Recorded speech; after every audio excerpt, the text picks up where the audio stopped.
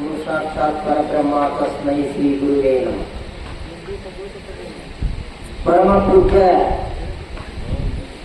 ಪೂರ್ಣಾನಂದರಿಗೆ ನಮಸ್ಕಾರ ಪದಗಳನ್ನು ಸಲ್ಲಿಸಿ, ಪರಮ ಪೂಜ್ಯ ಶ್ರದ್ಧಾನಂದಪ್ಪವರಿಗೆ ನಮಸ್ಕಾರ ಪದಗಳನ್ನು ಸಲ್ಲಿಸಿ, ಈ ಕಾರ್ಯಕ್ಕೆ ಕಾರಣಭೂತಾಗಿರ್ತಕ್ಕಂಥ ಹಣಗಟ್ಟಿ ಅಪ್ಪವರಿಗೆ ನಮಸ್ಕಾರ ಪದಗಳನ್ನು, ನಿಪುಣ ದೇವರಿಗೆ ನಮಸ್ಕಾರ ಪದಗಳನ್ನು ಸಲ್ಲಿಸಿ, ಇಲ್ಲೇ ಈ ಮಠದ ಅಧಿಪತಿಯಾಗಿರ್ತಕ್ಕಂಥ ಶಿವಾನಂದಪ್ಪ ಅವರಿಗೆ ನಮಸ್ಕಾರ ಪದಗಳನ್ನು ಸಲ್ಲಿಸಿ, ಇಲ್ಲೇ ನಮಗೆ ದಿನಂಪ್ರತಿ ಮಹಾ ಅದ್ಭುತ ಶಕ್ತಿಯನ್ನು ಒಳಗೊಂಡಿರ್ತಕ್ಕಂಥ ಶ್ರೀಮನ್ನಿಪುಣ ಶಿವಯೋಗಿಗಳ ಅರ್ಥಪೂರ್ಣವಾಗಿರ್ತಕ್ಕಂಥ ದೇವಿ ಪುರಾಣವನ್ನು ಕೂಡ ಚಿದಾನಂದ ರಚಿಸಲ್ಪಟ್ಟಂತ, ಅದಕ್ಕೂ ಇದಕ್ಕೂ ಸಮನ್ವಯ ಮಾಡಿ ನೋಡಿದಾಗ ಅದರ ಅಧ್ಯಾಯ ಇದರಲ್ಲಿ ಸಮನ್ವಯವಾಗಿ ದೇವಿ ಪುರಾಣ, ದೇಹದ ಪುರಾಣ, ಜೀವನ್ಮುಕ್ತಿ ವಿಲಕ್ಷಣಾನಂದವನ್ನು ಪಡೆಯಲಿಚ್ಛಿಸುವ ಜೀವಗಳಿಗಾಗಿ ಪರಮ ಪವಿತ್ರವಾಗಿರ್ತಕ್ಕಂಥ ದೇವಿ ಪುರಾಣವನ್ನು ರಚಿಸಿದ್ರು ಯಾರು? ನಮ್ಮ ಚಿದಾನಂದ ಅವಧೂತರು. ಆ ದೇವಿ ಪುರಾಣವನ್ನು ಹೇಳಲಿಕ್ಕೆ ಬಂದಿರತಕ್ಕಂಥ RP ಹುಣಸಾರ್ ಗುರುಗಳಿಗೂ ನಮಸ್ಕಾರ ಉಪಮಂಗಲವನ್ನು ಸಲ್ಲಿಸಿ, ಇಲ್ಲೇ ನಮ್ಮ ವಿದ್ಯಾನಂದರು ವಿದ್ಯೆಯ ತವರಾಗಿರ್ತಕ್ಕಂಥ ಒಂದು ನಮಸ್ಕಾರ ಉಪಮಂಗಲವನ್ನು ಸಲ್ಲಿಸಿ, ಈಗ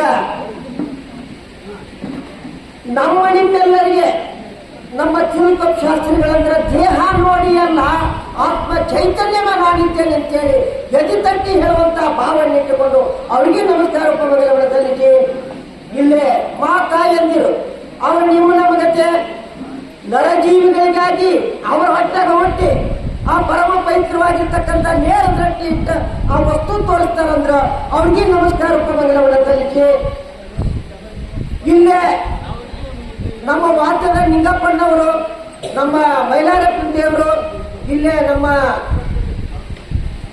ಔರಾದ್ಯದಿಂದ ಬಂದಂತ ಸತಿಪತಿಗಳಿಗೂ ಭಕ್ತಿ ನಮಸ್ಕಾರವನ್ನು ಸಲ್ಲಿಸಿ, ಇಲ್ಲಿ ಕೇಳಲಿಚ್ಛಿಸುವ ಎಲ್ಲರೂ ಮಹಾ ಈ ಮಾನವ ಜನ್ಮವನ್ನು ತೊಟ್ಟು ಬಂದು ಎಲ್ಲರೂ ಮಾನವ ಜನ್ಮ ತೊಟ್ಟೇವಿ. ಅದ ಗುಣಕರ್ಮದ ಮೇಲೆ ನನಗ ತಿಳಿಲಿಲ್ಲ, ನನಗೆ ತಿಳಿಕಿ, ನನಗೆ ತಿಳಿಯವಲ್ದು ಅನ್ನುವ ಈ ದೃಷ್ಟಾಂತ ಕೊಟ್ಟಾಗ ಮೂಲ ಪುರುಷಾರ್ಥವನ್ನು ತಿಳಿದುಕೊಳ್ಳಬೇಕಾದ್ರೆ ಮೊದಲನೇದು ಗುರುವಿಗೆ ಶರಣಾಗತನಾದವರು ಮಾತ್ರ ಶ್ರೀಮನ್ನಿಪುಣ ಶಿವಯೋಗಿಗಳು ಮಮಕಾರಣದಿಂದ ಬಿಕ್ಕಿನ ಬಂದುಂಟೆ ಅಂದ್ರೆ ಹೆಚ್ಚಿನ ಜನ ಐತರಪ್ಪ ಅದು ಮತ್ತೊಂದಿಲ್ಲ ಅಂತೇಳಿ ಪ್ರಮಾಣ ಕೊಟ್ಟು, ಆ ಪ್ರಮಾಣಕ್ಕನುಗುಣವಾಗಿ ನಾವು ನೀವೆಲ್ಲರೂ ನಮ್ಮ ಬದುಕಿನಲ್ಲಿ ತಪ್ಪು ತಿಳುವಳಿಕೆಯಿಂದ ಅಜ್ಞಾನವಶ ಏನ್ ಮಾಡಕತ್ತೀವಿ ಅಂದ್ರೆ ಯಾವುದು ಅಲ್ಲ ಅದು ಹೌದಂದೀವಿ, ಅದು ಅಜ್ಞಾನ. ಯಾವುದು ಹೌದು ಅದಕ್ಕೆ ಅಲ್ಲ ಅಂದೀವಿ, ಯಾವುದು ಅಲ್ಲ ಅದಕ್ಕೆ ಹೌದಂದೀವಿ. ಅದುವೇ ಇಲ್ಲೇ ಅವು ಎರಡನ್ನೂ ತೆಗೆದು ಇರುವುದು ಒಂದು ವಸ್ತು ಐತಪ್ಪ ಅಂದಾಗ ಆ ವಸ್ತು ನೇರದೃಷ್ಟಿ ತೋರಿಸಿದ್ರ ಅಲ್ಲೇನಕ್ಕಂದ್ರೆ ಮಮಕಾರಣ ಇಲ್ಲ, ಮೋಹನೂ ಇಲ್ಲ, ಅರಿಷಟ್ ವರ್ಗಗಳು ಉಪಾಧಿಯಿಂದ ಬಿಟ್ಟು ಅಲ್ಲೇನಕ್ಕಂದ್ರ ಸುಟ್ಟ ಹಾಳಿ ಅನ್ನೋದು ಆಗಿ ಅಲ್ಲೇ ನಿಂತಿರ್ತದೆ, ಕಾಣ್ತಿರ್ತಾವ, ವ್ಯವಹಾರಕ್ಕೆ ಬರೋದಿಲ್ಲ. ಯಾಕಂದ್ರೆ ಕಾಣತಕ್ಕಂಥದ್ದೆಲ್ಲ ರೂಪ ಮತ್ತು ಲಾವಣ್ಯದಿಂದ ಕೂಡ್ಕೊಂಡಿರ್ತತಿ. ಮತ್ತು ಅಸ್ಥಿ ಬಾತಿ ಪ್ರಿಯ ನಾಮರೂಪಾದಿಗಳನ್ನು ನೋಡಿದಾಗ ಎರಡು ಬಿಡು ಮೂರಷ್ಟ ಹಿಡ್ಕೊರಪ್ಪ ಅಂದಾಗ ಮೂರನ್ನು ಬಿಟ್ಟು ಎರಡನ್ನಷ್ಟ ಹಿಡ್ಕೊಂಡಿವಿ. ಏನ ನಾಮ ರೂಪ ಗಟ್ಟಿಗೆ ಹಿಡ್ಕೊಂಡು ನಾನು ನಂದು ಸೊಡ್ಡ ಹೊಡೆದು ಬಾಳ ಮಾಡಕತ್ತೀವಿ ಐತಂತೇಳಿ ಏನು ಜಗತ್ತು. ಮತ್ತೆ ಜಗತ್ತನು ಇಲ್ಲ ಅಂತೀರಿ, ಮತ್ ಸುಳ್ಳಂತೀರಿ, ಮಾಯ ಅಂತೀರಿ. ಅಂದ್ರ ಮಾಯ ಅಂದ್ರೆ ಮೊದಲ ಇಲ್ಲದ್ದೇನು ಹುಟ್ಟಿಸ್ತದೋ ಅದಕ್ಕೆ ಹುಟ್ಸಾಕ ಪ್ರಮಾಣಗಳು ಬೇಕಲ್ಲ ಅಂದಾಗ ಅದು ಇಲ್ಲದಲೇ ಏನಿಲ್ಲ, ಇಲ್ಲ ಜಗತ್ತು ಐತಿ. ಇರುವುದೇನಂತಿ, ಇರುವುದು ಬೇರೆ, ತೋರುವುದು ಬೇರೆ. ಅದಕ್ಕೆ ಹಾಲು ಕೆಟ್ಟು ಮೊಸರಾದಂತೆ ಹಿಂಗೇನಾರಾಗತ್ತೆ ಅಂದ್ರೆ ಹಿಂಗೂ ಇಲ್ಲ. ಶಿವಾಯ ನಮ. ಕೆಟ್ಟಿಲ್ಲ, ತೋರುದು ಬಿಟ್ಟಿಲ್ಲ.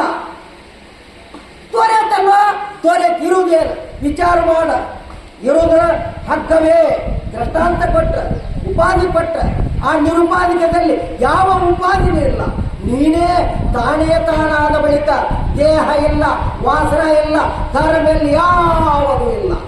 ಹಂಗಾದಾಗ ಇರುವ ಭಾಗ್ಯವನ್ನು ನೆನೆದು ಬಾರನೆಂಬುದನ್ನು ಬಿಡು.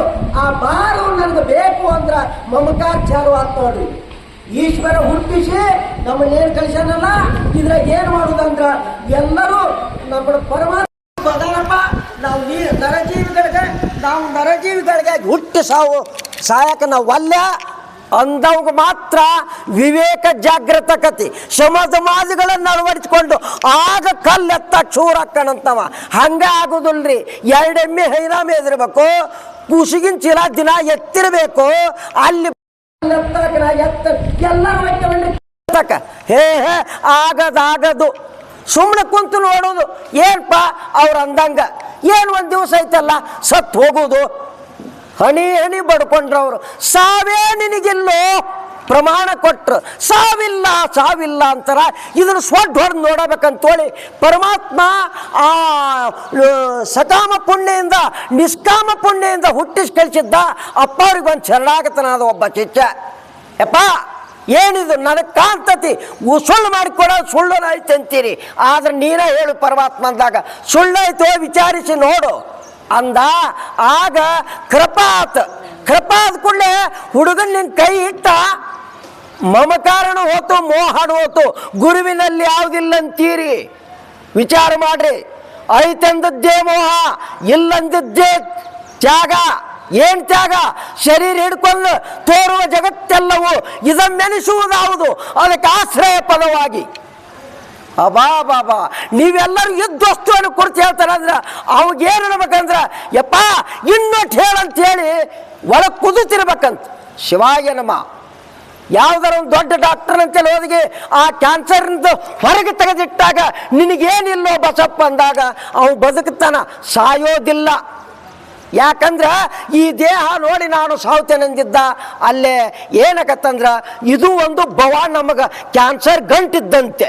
ಹೊಣ್ಣು ಹೆಣ್ಣು ಮಣ್ಣು ಇದ್ರ ಬಿಡ್ಲಿಲ್ಲ ಅಂದ್ರೆ ಆ ಕ್ಯಾನ್ಸರ್ ಏನು ಮಾಡ್ತಾನೆ ಹೊತ್ಕೊಂಡು ಹೋಗೇ ತೈತೆ.